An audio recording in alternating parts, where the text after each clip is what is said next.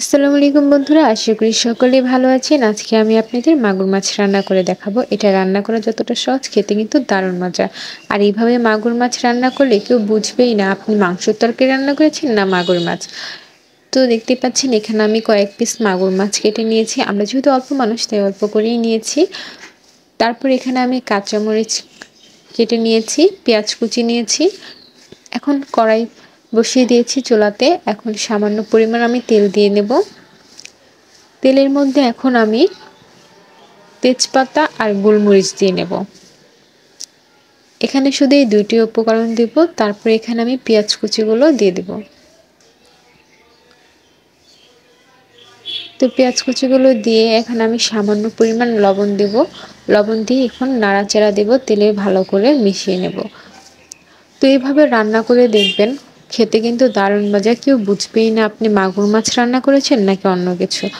মাগুর মাছ কিন্তু অনেকে খেতে চায় না, ঘৃণা করে, আবার বলে যে গন্ধ আসে, খেতে ভালো লাগে না। বাট এভাবে রান্না করলে আমি আপনাদের গ্যারান্টি সহ করে বলতে পারবো, কেউ ধরতেই পারবেন না যে এটা মাগুর মাছ। সবাই বলবে মাংসের তরকারি। খেতে কিন্তু দারুণ, মাংসের মতনই লাগবে। সো এইভাবে আপনারা ট্রাই করে দেখবেন, অনেক মজা।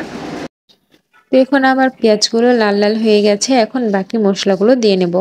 এখানে আমি রসুন বাটা দিয়েছি 2 টেবিল চামচ, অল্প মাছ দেখে কম করে দিচ্ছি। আদা বাটি দিয়ে দিয়েছি 1.5 চামচ। আমি খুন্তি দিয়ে দিচ্ছি, আপনারা আপনাদের অনুযায়ী দিয়ে দেবেন।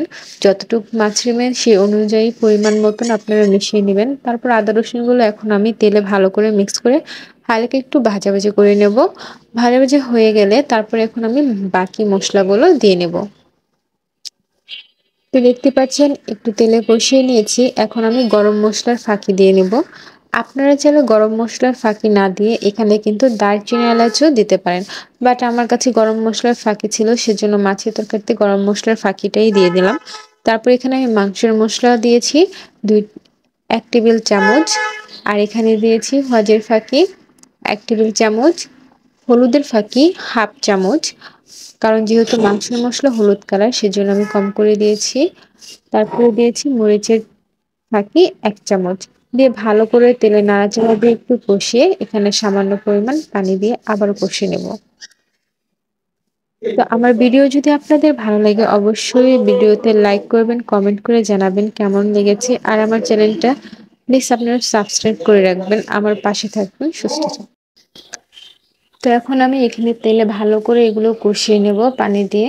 তো কষানোর পর আমি দেখাচ্ছি কিরকম অবস্থা হয়েছে। যখন কষানোর সময় এরকম তেল আসবে উপরে, তখন বুঝবেন যে কষানোটা পারফেক্ট হয়ে গেছে।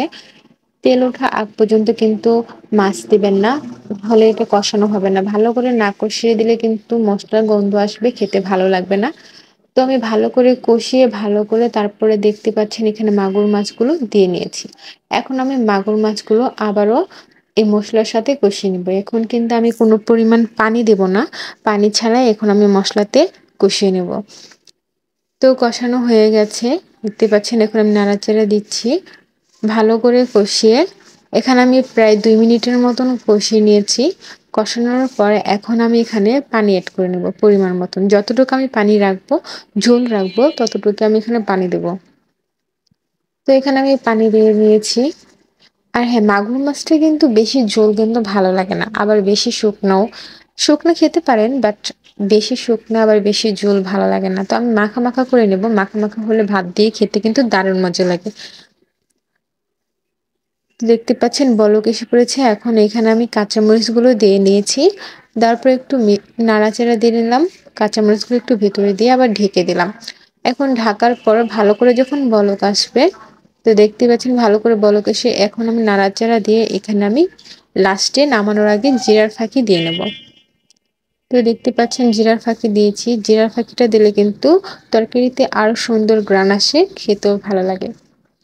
মাংসের তরকারিতে বলুন, মাছের তরকারিতে বলুন, এভাবে জিরা দিলে ভেজে অনেক ভালো লাগে। তো আজকের ভিডিও এই পর্যন্ত। সকলে ভালো থাকবেন, সুস্থ থাকবেন। আল্লাহ হাফেজ। আর চ্যানেলটাকে সাবস্ক্রাইব করে যাবেন।